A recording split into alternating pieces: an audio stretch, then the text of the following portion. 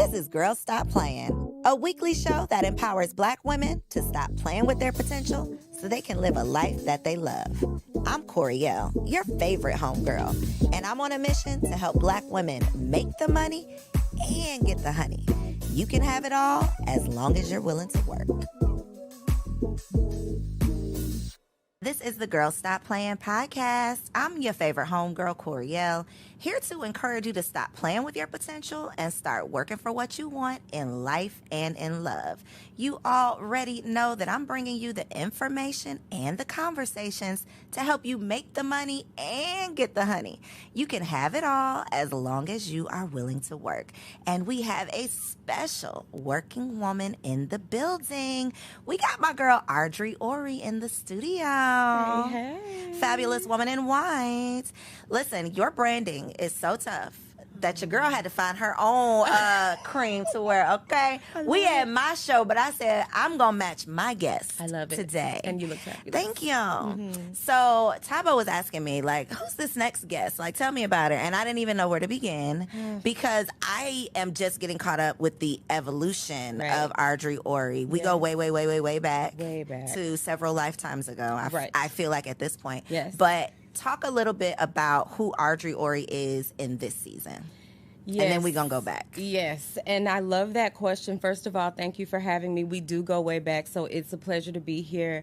In this season, I am, first of all, authentic. And I think that that's something that I have been chasing for so long. You know, in life, you evolve, and so you're constantly trying to figure out who you are. So first and foremost, I know who I am today. I am a writer. And in that encompasses writing screenplays, TV series, film, books, of course, a ghostwriter. And then I am a multifaceted entrepreneur. And so under that umbrella, there are writing retreats. There is an independent publishing house. There is also a company that creates luxury accessories for travel. So that is who she is. Is that my bag that I got today? It is. Tell us the brand name, tell us about it, and then I will show y'all. Y'all will get to see it. Okay, absolutely. So the company is called Crown Avenue, and literally, just as a storyteller, you kind of need an outlet. Whatever it is that any of us do, I feel like you need an outlet. And so for me, that became designing pieces so that when I had a fabulous way to store my laptop, or when I was going to meetings, I needed to have multiple pieces, but I wanted something that was aesthetically pleasing and cohesive, statement pieces, but also functional. So I started that company during COVID, actually just sketching bags, and then it expanded into pieces for travel. So I love them now. I make my family, which I am a wife, happy wife of 21 years, mother, and I have my family carrying my pieces everywhere as well. Yes, and I'll be carrying your pieces as well. I love it. So one of the first things that you said is just that you are authentic now, and you have like fully stepped into who Audrey is. Yeah. At the beginning of the new year, I was like, I'm not making a New Year's resolution, but what I kept saying to myself was, I'm going to be all of me, like the fullness of me. And I still haven't really figured out what that means. Right. But what led you to figuring out like who is Audrey? Because so many people struggle with that, and we end up chasing who we think we should be or who we think people want us to be, and then we're not fulfilled. Right. I got to this place literally by trial and error. And I feel like, you know, people are always looking for an answer. How do we get there?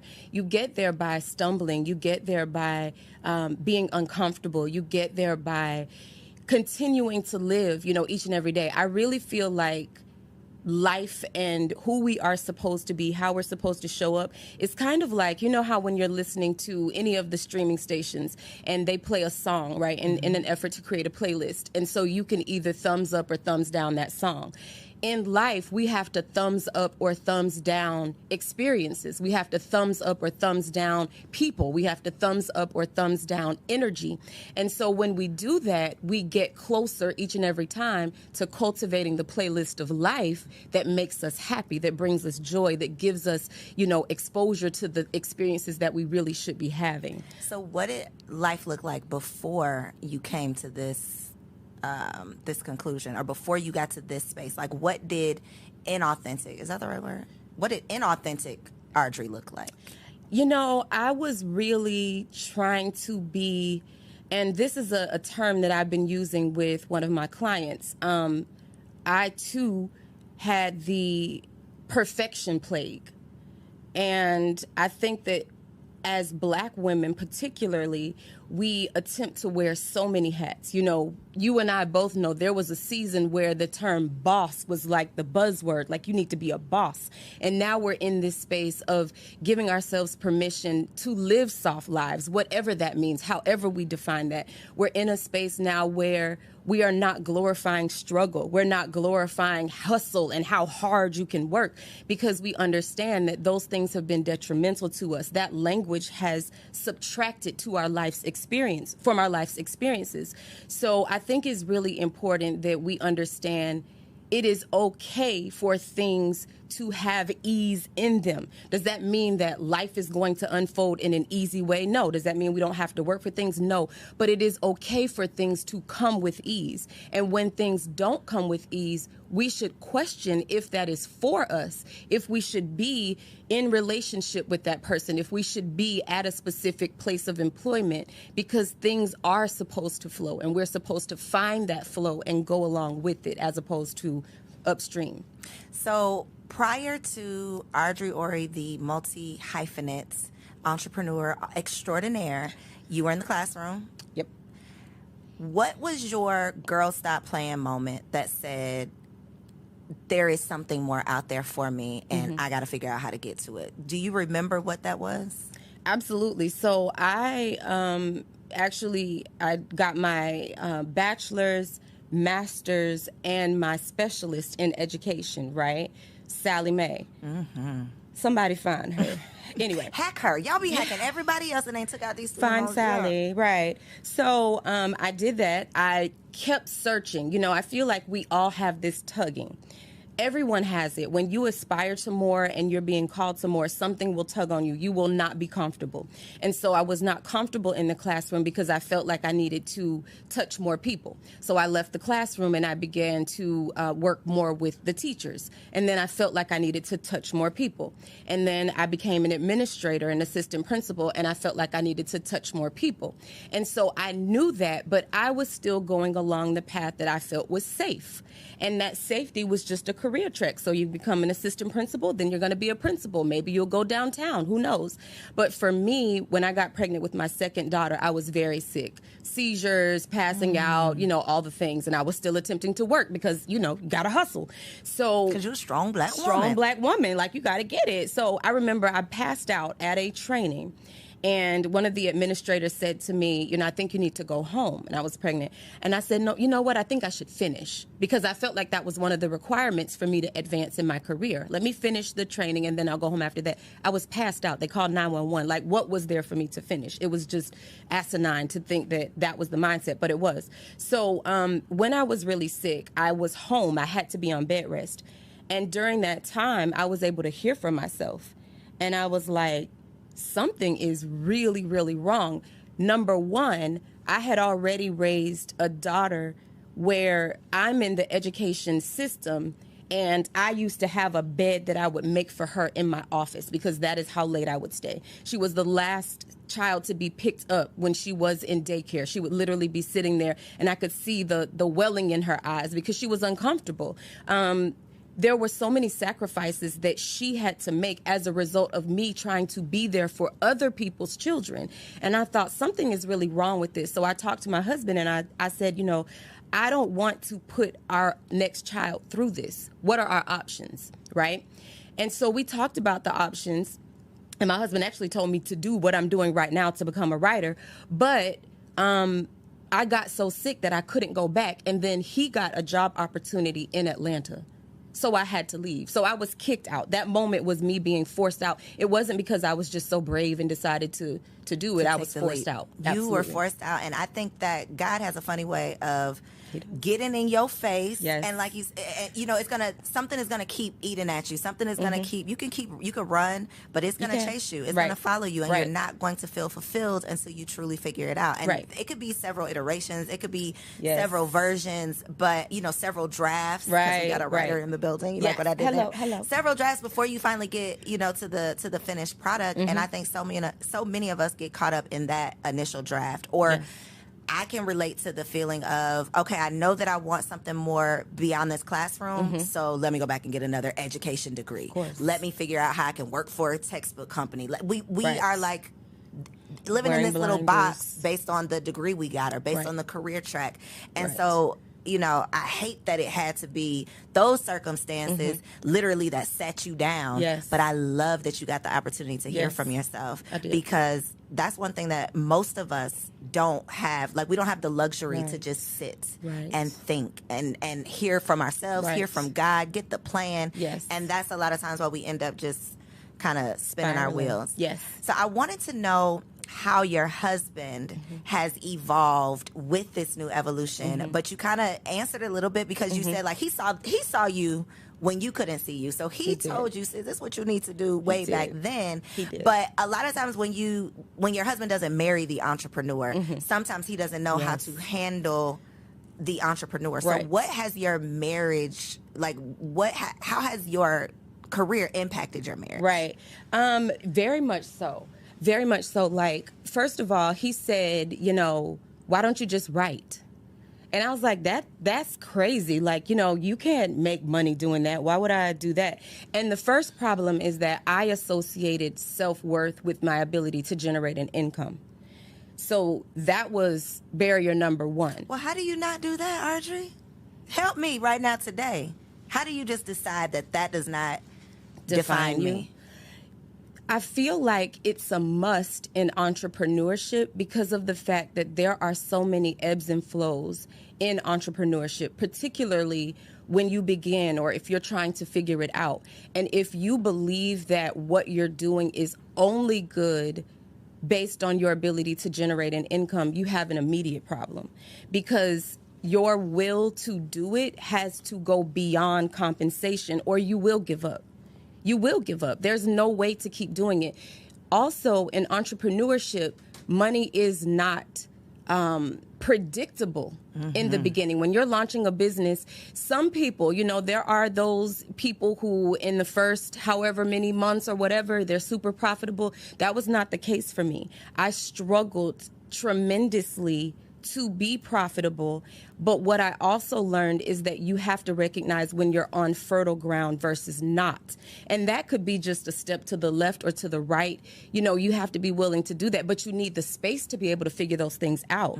So I had not come from a space of entrepreneurship. I had not seen entrepreneurship in my home, nor had I seen a marriage in my home. So those were two things that I was trying to figure out on the fly.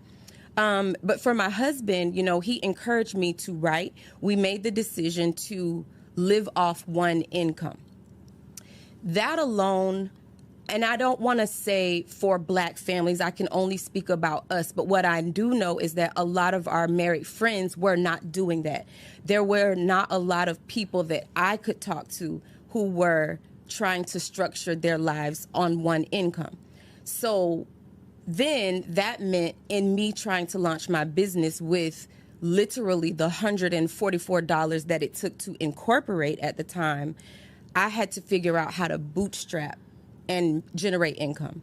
And that was very challenging for me because emotionally I felt like I wasn't contributing. Although I was a full-time mother, I still to this day cook 3 meals a day in my home. Still.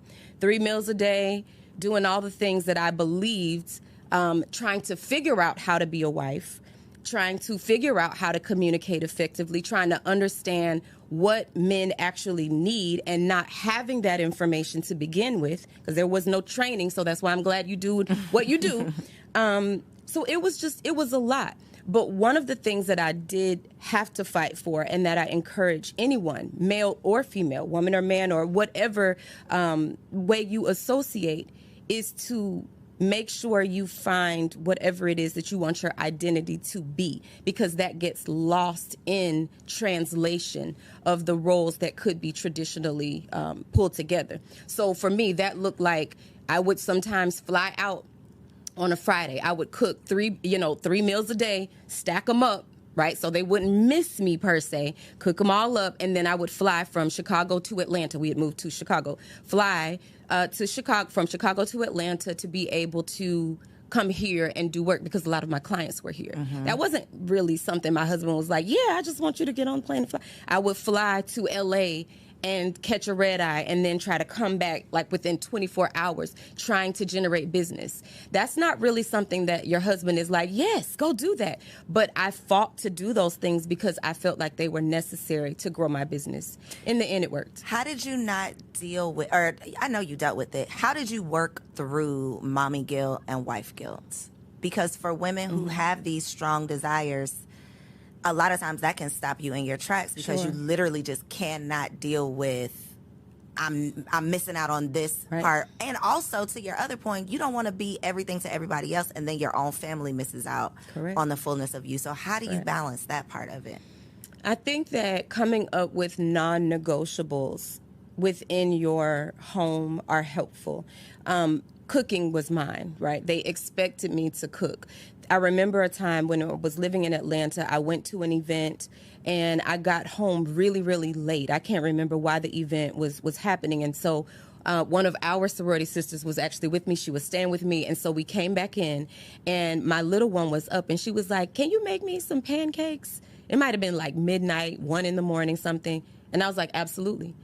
And my line sister was like, are you crazy? You're going to cook pancake? And I was like, yes, because that's one of the things that I am responsible for is to make sure that the family has food. So I did it. So that was, I think having non-negotiables is key, but it's not going to ever be perfect. I don't think that you can walk or be called in purpose without someone not feeling like they're getting what they are supposed to have. And now that one of our daughters is 20, she and I have conversations regularly, and she says to me, I was there for every single one of your phases, and I remember every single one of them, and I felt every single one of the businesses you tried to launch. I felt when you were unhappy. I felt when you didn't, have a good interaction. I felt all of that.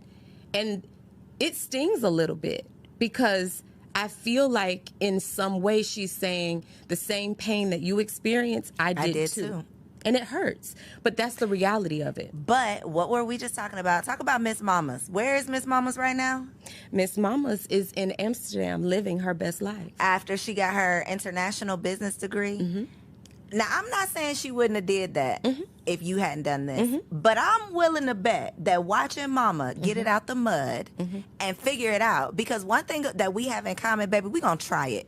We're going to try it. We're going to do it. We got the T-shirt to remind us that we did that shit. We're going to try it, and we're going to figure it out. Right. And having a child witness that my mommy is not going to give up. Right. She's still going to have that same fire in her for the next thing, even if the last one didn't work out. Yes. She has that in her just based on watching you do it. So don't feel too bad that she got, drugged with you when you was getting it out the mud. She did. But she is going to be just... not even going to be. It's already in her. It's in her. It's in her. It's in her. So she's reaping the benefits and the rewards of that. She absolutely is. And it's the type of, if I could go back and do it again, I actually wouldn't change it, because I think that it's very important for women to see women doing all kinds of things. So you see, and I asked her, I said, did you see me as a soft wife? Did you see me, or did you see me as an alpha woman? Was I hard in the house?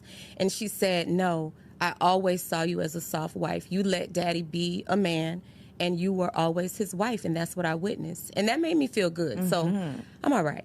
So what does that look like to you, in your opinion, and what do you want that to look like for your daughters? Because I already know, Audrey, somebody's gonna watch this and they're gonna be like, cooking 3 meals a day, who are making meals at midnight? It was this clip going around social media of if your husband asked you to cook for him at 2:00 in the morning, would you get up and do it? And it was just this whole thing about it. So I know somebody watching this is gonna say what they're not gonna do. Right. So what do you think showing up as a wife looks like with your 21 years of experience? And obviously everybody's version looks different. Sure. But what is your advice, and what do you hope your daughters take away from watching you be a wife?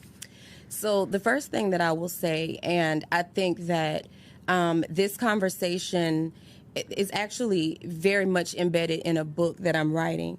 the conversation surrounding sex and intimacy from black mothers to black daughters, I don't know how often it happens. I think a lot of times as mothers, we want to protect our daughters. We want our daughters to be virtuous, and we want them to make sound decisions. But withholding information and withholding our experiences, I think, can compromise how enlightened they are when they go into their own relationships. Mm-hmm. So the first thing I will say, you know, as a wife with a husband, is that sex and intimacy...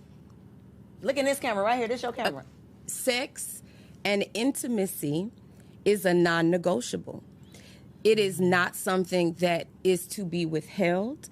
It is not something that is used to get what you want. It's not a means to an end. It is literally the oxygen within your relationship. Not the only way you can breathe, but is the oxygen in your relationship. So that's one. I got to ask you a question there, Audrey. Mm-hmm. Same thing with the cooking. Yep.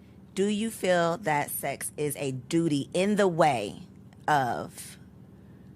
If my husband, if I got home from this event late, I'd have had a crazy, terrible day, and mm-hmm. I really am just tired as hell, mm-hmm. but I came home to my husband, and now he wants to have sex. Mm-hmm. Do you feel that it is I feel like duty is just not the appropriate word, but do you feel like, yes, I'm going to have sex whether I really feel like it or not because this is my wifely duty, or do you feel like I'm going to catch it in the morning?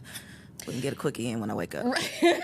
Well, I think that there are lots of ways to approach it. You know, one of the things is that I feel first and foremost, I came into marriage without all the information. Had I known ahead of time how important that was, I think that my mindset would have been different. So over time, I've had to have a mindset shift. I now understand that it is not about doing it as a duty because your husband doesn't feel wanted, needed, desired when you're doing it as a duty. He wants you to be excited about it and to be thrilled. And so I would definitely approach it from a perspective of I'm here to have quality time, you know, with the person that I love. I also look at it as though the lights are on. There's food in the refrigerator. I'm not worried about what's going to happen. And he doesn't get to choose when to make sure the lights are on. He doesn't wake up in the morning and say, well, you know what? I don't feel like going to work today. So, you know, if we don't have any food, it'll be all right. He doesn't get to choose. He doesn't get to choose and say, well, I'll just see about that in the morning. He's working. You know, he's making sure that our foundation is set. Mm-hmm. So I feel that I'm happy, I'm honored to do the things that will make him feel good about what he's doing out in the world. Come on, wife of 21 years. So you little young single girls out there talking all that shit about what y'all not gonna do? That's why you still single. So raising your daughters with this in mind, we don't have these conversations in the black community. Right. To your point, it's like, don't stay away from the little boys. Don't bring no baby up in here. And that's where it usually ends. Right. How do you navigate the line between teaching them the importance of sex and intimacy in a marriage mm-hmm. versus the sexy red culture that we live in? How, like, raising a little girl in this world, I just cannot imagine. How do you navigate that part of it? Right. Well, first of all, you know, I acknowledge the fact that they have access to the information, whether I want to provide it to them or not. Mm-hmm. You can watch anything on Netflix. I mean, my daughters give me the Netflix recommendations. They're like, oh, you need to catch this show. And I'm like, you watch that? You know, and I thought that I was saying, well, don't watch this, don't do that. And I realized they're going to have access to the information. So our conversations are very candid. Our conversations, to the point now where my daughter, the one that is 20, it's not even uncomfortable anymore. We talk about everything. And the same thing with our daughter that's 14. We have those conversations. We talk about intimacy, and that's the way that I word it versus saying sex. Mm-hmm. We talk about intimacy because intimacy is what is shared between people who care for one another. Sex, you know, anyone can have sex. Intimacy is what we're all after. And it is human for people to do that. You know, this is as human as it is to open your eyes in the morning. That is how intimacy should be and should be talked about. It is not a bad thing. It is not taboo, particularly when it is shared between people who have made the decision to be committed to whatever relationship parameters or boundaries they've set. So 14-year-old daughter turns 16 and she comes to you and she says, Mom, I really care about XYZ boy that I'm dating. What is your advice? I would really want to talk to her about timing. I would really want to talk to her about the way that she is going to go about making those decisions. Because what I also know is, as much as I would like to say, wait, she might or might not. I'm not okay with her not waiting. I don't want to say that I'm like, oh, yes, just go do it. That's not the case at all. What I do want to be, though, is realistic about what is happening in life and what people are doing. We also are a family that is rooted, we're rooted in our spirituality. So we go back to that. We read together. We go to church together. We talk about all the things. But I would really just ask her to continue to talk to me about making the decision. Let's have multiple conversations about it. Let's role play about various scenarios you could be in. Let's talk about what happens on a date. Let's role play, like pretend I'm the guy. You tell me, and I will say different things. We would go that far to that extent because I just want them to be prepared. I don't want them to feel like, wow, we've never even encountered this decision. And now I'm on my own trying to figure this out with a 16-year-old brain. Right. It's tough. It's hard. tough. It's hard. Do you feel like you are raising your daughters to be wives? Absolutely. Absolutely. If that's what they want. So do you, because again, part of the conversation is, you should aspire to become a wife. We should be raising our, Black women, we don't raise our daughters to be wives. We tell them to go to school, get a degree, don't ever need a man, that part. Right.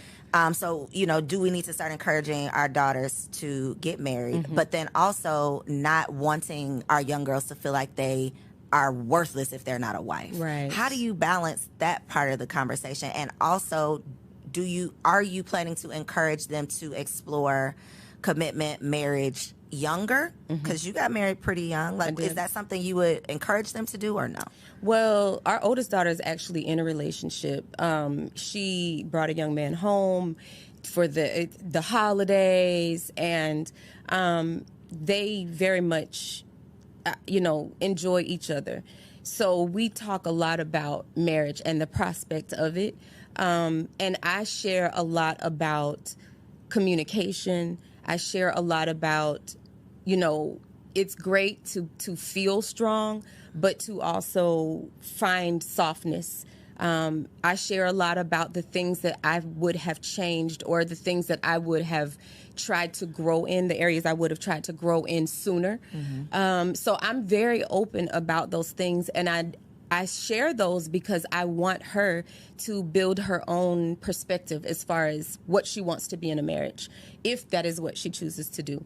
I don't force marriage on them.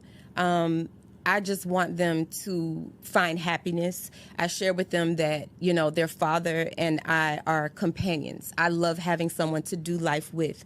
I love knowing that once they leave the house, like we have two that have already left the house, and one that will leave the house, that I have a friend, God willing, that will still be there. And we look forward to doing things together. I am a girl who will go to the movies by myself. I will go to out to dinner by myself. I really enjoy my own company. And I share that as well, that you have to be okay with you first. Because if you're not okay with you first, then you're going to be leaning on that person to be something that they really shouldn't be responsible for being. So I share, in both ways. But I am hoping that they will see, because I think that you learn more by what you see, versus what someone says, what being a wife could be for them. How important is it showing your girls friendships? Because I know you are a girl's girl. I feel like you're a girl's girl. I know. I think so. I think you have quality friendships. I think that they've probably seen up close and personal what a friendship should look like. Yeah. How do you navigate that part of it with teaching them like that friends are important, showing them what friendship should look like, but then also the self-love aspect too, because Right. that's a conversation I think that starts too late in life. Right. Yes, for sure. Well, I have friendships that have lasted a really long time, and so I think I share with them the quality of friendships are better than the quantity. But when I said I don't know, I think for me, navigating friendship and marriage was really hard for me. Ooh, let's talk about it. You Okay. mean balancing the two? Yes. So when I got married, I was very young, and I was in the phase where people were just getting engaged, but I already had children. And so in order for me to be present, I couldn't go to a lot of the bridesmaids events and bridal showers and baby showers and girls trips. I missed a lot of those. And so I feel like there was a period of time where I didn't show up for my girlfriends. I really didn't. And I didn't know how to do that. I didn't know how to be fully present at home and fully present for friends. I was not good at balancing that. In addition to that, I was pursuing entrepreneurship very hard. So that meant any free time that I had outside of my family, I felt like the only way I could justify not being with them was working. It wasn't like, oh, I'm going to go fly to LA to go hang out with the girls, but I'm leaving my small babies and my husband. That just didn't add up to me. I'm still not the girl who's like, let's do a girls trip. I was coming around to a girls trip question. I'm not. Is it your personal preference? I don't prefer girls trips, or I have guilt with leaving my family. I have guilt with leaving my family. I love my girls, and I do now. I'm literally in a season of what I refer to as I'm making up with to everyone, right? I call all my girlfriends. I'm like, hey, what do you need me to show up for? What is it? Call me. I'll be there, because I'm now in a season where I can do it. My kids are stable. My husband is stable, and I'm stable. I was not stable back then. I was trying to figure it out. I was just on shaky ground. And so I could not show up. I just didn't have the capacity. And I had that conversation with all of the people who are very important to me to help them understand that it wasn't that I didn't want to come. I didn't have the capacity, and I felt very guilty because I was pursuing this business that required so much of me. So now, and I had that conversation with my daughters as well. And I said, hey, you remember this one, this one, this one? I'm going to this for that person. I'm going to this. I'm flying out of town. I'm doing whatever you want me to do, because I can. But I couldn't before. And I think we need to give people grace. I'm still not the friend that talks on the phone. If I have free time, I'm talking to my husband. If I have a free moment, I'm checking in with my kids, my mom, who needs me in this season. So if you need me, I will show up, whatever it is that you need. But I'm not calling you every day. And please don't call me every day. No, either. and if we can do by text, that's great. Yeah, you are me, Audrey. Okay, so we might probably not girls. Yeah. It is very tough managing the transition, especially when the transition to mother and into marriage happens close. Same time. It's really tough. It's tough on you as the person making the transition, and then it's tough on the people who were used to the old version of you. And there is a lot of guilt associated with it. You feel bad about it. They're mad at you. You don't know what to do because you don't know what to do. Right. You know, it's new for everybody. Yes. But we don't usually have these conversations. Right. So then when you get into it and you just feel like you're a bad friend, you're a terrible person. But no, you're human. You are becoming a totally different version of yourself, and you got to give yourself grace to figure it out. And hopefully your girlfriends will give you grace too. Yes. You know what? Everybody, all of my friendships are intact. And I literally had one person to say, I love you for acknowledging this. And I am so honored to be friends with the woman you are now, because it took you going through those seasons to be who you are now. And it brought me to tears because it was beautiful. So yes, I was just trying to figure it out. Just trying to figure it out. Yeah. So when you and your husband got married, he had a son. Yes. You have a bonus baby. Yes. What has been over the years, what would you say could be the best advice based on your experience for a woman getting into a marriage with a bonus baby? What's your best advice? You know what? That was so difficult for us because I'm literally someone who doesn't like to share. I'm just not a sharer. I don't like sharing food off my plate. I've never, and that's probably from just growing up in a home where I was the only child in the home at the time. My son, when he was gifted to me, is how I say it, he was 2. So he's 25 now. He's literally my baby, right? But what was difficult for us was communication. How do we communicate in this blended state? And so I took the reins to communicate with my son's mother and told my husband, you just step aside, let us communicate, because I do recognize what happens when women align. There's a difference. And that was a game changer for us, because it wasn't, my husband trying to figure out how to communicate. It was just us figuring out what was necessary and what was needed. And so I think that is the best advice that I can give. The other thing is, what works for one set of people does not work for the next. I think that blended families are as varied as our fingerprints, and you have to come up with what is going to be effective in your home.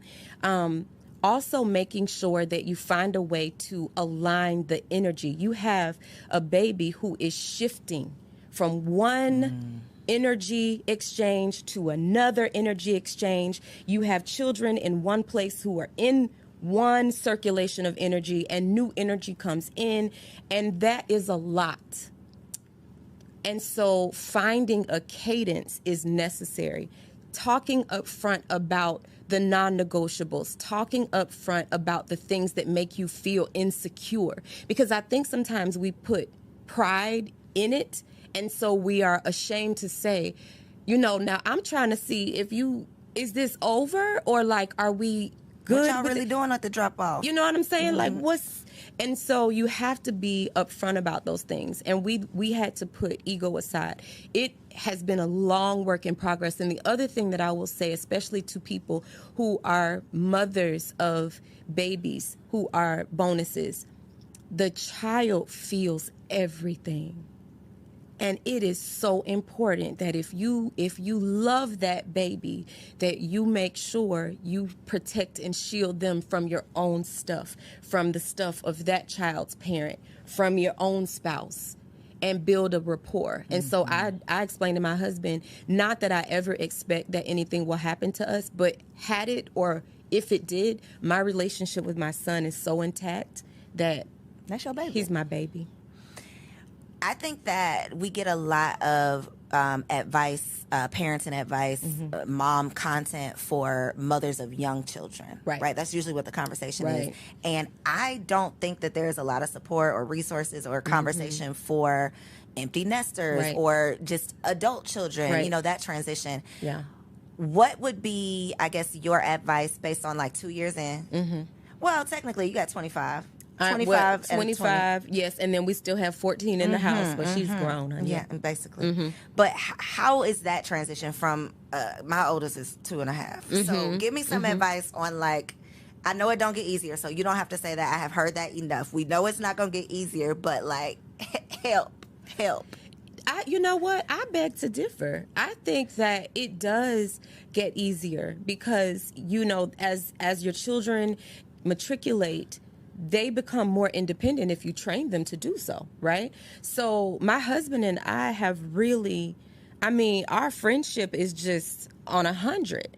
And we have so much fun. And we have so much fun thinking about when our daughter's not in the house. Whenever my mom comes and she stays with us, we like, child, we out of here. We out of here, So I think that you have to build your friendship. Everything else is secondary. You have to build your friendship. That has to be the person that you want to call first. It cannot be your girlfriends because they're not going to be in the house with you. You're going to be left to live with that person. I used to think all the time, you would see people become empty nesters and then get a divorce. And it would be like, how can you be married for 20 years and then you get a divorce? But it's because you have nothing left. The kids are what make you have something in common. And so if you don't work on that relationship, I literally just texted my husband when I was on the way here and I was like, what's up? What's the score? 1 to 10. How's the sex and intimacy meter going? You know what I'm saying? Like, tell me how I'm doing. Yes. Because I'm good. So tell me how I'm doing. Speaking of, what do you think, from an OG wife to a newlywed, what do you think is a realistic goal for intimacy in a week? Right. That is... Come on. Okay. Oh, you're waiting for my answer? Yeah, I'm waiting. I'm waiting on your Okay, answer. well, I'm goal driven as well, because I used to be asking my husband, give me a number. If I can hit the number, then I feel Please, successful. yeah. But he would never give me a number. And I said, I feel like you don't want to give me a number because you feel like if I meet that number that It's gonna be you're going to over. be missing something. But, I try, honestly, this is going to sound... I try, honestly, because I heard a podcast recently, and there was a lady, and she said, multiple times a day. I don't know how you, get other things done, but I definitely try to do something, right, daily or every other day. I try really hard. Well, we'll be cutting that out. Y'all will never see this clip because my husband is not about to put the pressure on me. That is not what you're supposed to say, Audrey. That's an off-camera answer. Damn, daily? Or every other day. And I said, do something. Intimacy, there are lots of options. I think, too, wives, you have to find, variety. And so, yeah, I try. That's not every week. Things happen. My mother just had multiple surgeries. I'm caring for her right now. So, schedules are off. I moved my daughter. Schedules are off, but I try very hard. As a standard, that's what you attempt to do. In my mind. Okay. We're going to shift the conversation. No more marriage talk, no more intimacy. I want to talk about being a celebrity ghostwriter. Yeah. Because most of the girls who are entrepreneurs, who do any type of services, we would dream of doing whatever we do for a celebrity. That's ideal for most people. What has your experience been like working with regular folks and celebrity people? And what advice would you have for someone in any space that wants that type of client? First of all, if you want to work with celebrities, you have to be grounded in who you are. You cannot walk into a room and be so oh my gosh. You have to understand your talent and know your worth. I can't remember who it was, so I won't try to call a name, but someone said, they don't go into any business meetings thirsty because you always make decisions that are less than what you deserve. You'll accept something less than what you deserve. So I think the first thing is really being grounded in who you are, whatever it is that your talent or skill or service, you need to know that you know that you know that you can do that and be willing to walk away from the table and opportunities that do not serve you or your career. So I think that's first. The second thing is professionalism. Sometimes, and it's not just, I hate the fact that, people say, oh, we're black business. No, it's not. Unprofessionalism happens in many different businesses owned by many different people. But I think that the level of professionalism always supersedes the fluff. And I think it's really important to do what you say you're going to do. We get so many clients who have been scammed. We get so many clients who were promised something that was never delivered. In my line of business, it takes a while to compose a good book. What's a while? A while can be, I've worked on books 4 months. I've worked on books 3 years. There's a book right now. And I work in the traditional publishing realm through my agent. And then I have an independent publishing house. In the traditional publishing realm, this particular client, what did she get? $1.6 million for her book deal? She did. We've been working on that book for almost 2.5 years. And so a lot of times people want to rush and hurry up and finish.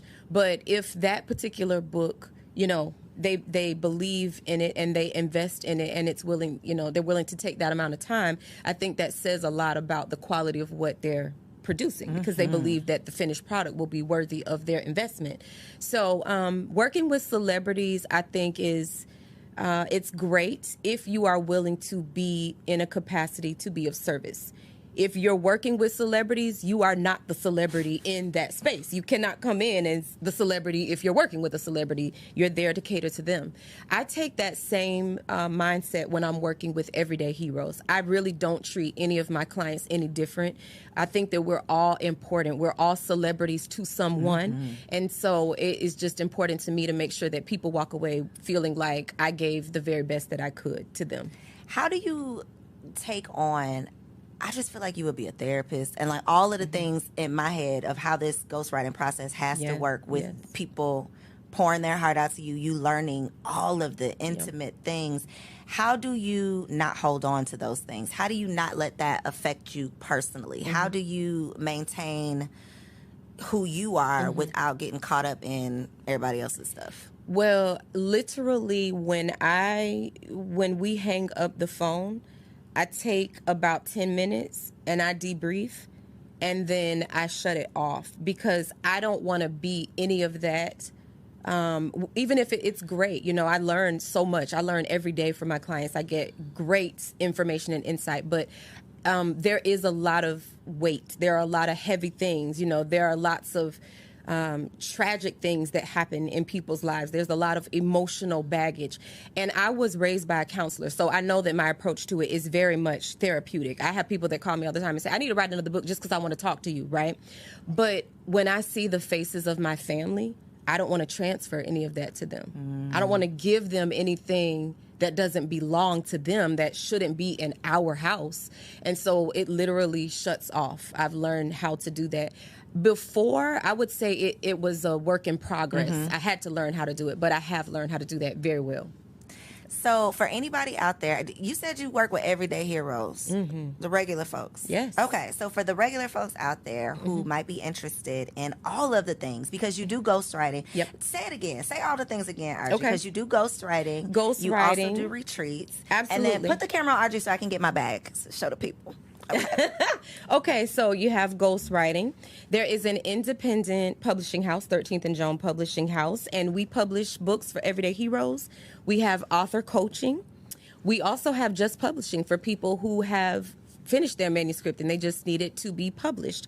We do marketing because a lot of authors don't know how to market their books. They write them books and don't sell them. Then they don't have sales. So we do the marketing. We have an agency for that. And then we do the retreats so that if you need to get away and write, okay, we can do that. We're going to Milan next month. We have our summer writing retreats coming up. And then we have the bags that you can take along with you. So come on, the bags. Look, perfect segue. We have the bags. Okay, so this is Crown Avenue. I got to learn how to unbox like the girlies. Okay, right. So this is just... And that's you just... Yeah, hold just come... Yeah, there you go. Just rip it. Rip me out the plastic, I can act and brand new. That part. Okay, y'all. Hold on. It's coming, guys. The suspense is killing you. I'm sure. Ooh, I was wondering which one it was going to be. Okay, guys. Dun, dun, dun, dun. And that's for your laptop. She's fly. Yes, she is. Let's see how she works. Right. She's for your laptop. Come on with the red. All red interior for everybody. The intensified pink. Yes, right, exactly. Yes. Right. Okay. You see? Crown Avenue. Yeah. Fabulous. So where can they connect with you and where can they grab an accessory? Sure. So publishing, you want to write. That's 13th and Joan, 13THANDJOAN. Crown Avenue is CROWNE Avenue. Crown Avenue. .com. And on Instagram? Crown Avenue. Crown Avenue, and I am Arjy Ori. We'll make sure all of that is down below. I know y'all enjoyed this conversation. Yeah. Be sure to send this episode to a friend, like this video, comment down below, and tell me one thing that you took away. And if you happen to be listening to this podcast on Apple or Spotify, leave your girl a 5-star review. If it's not 5-star, keep it to yourself. Peace. So if you made it this far, I just know you loved that episode.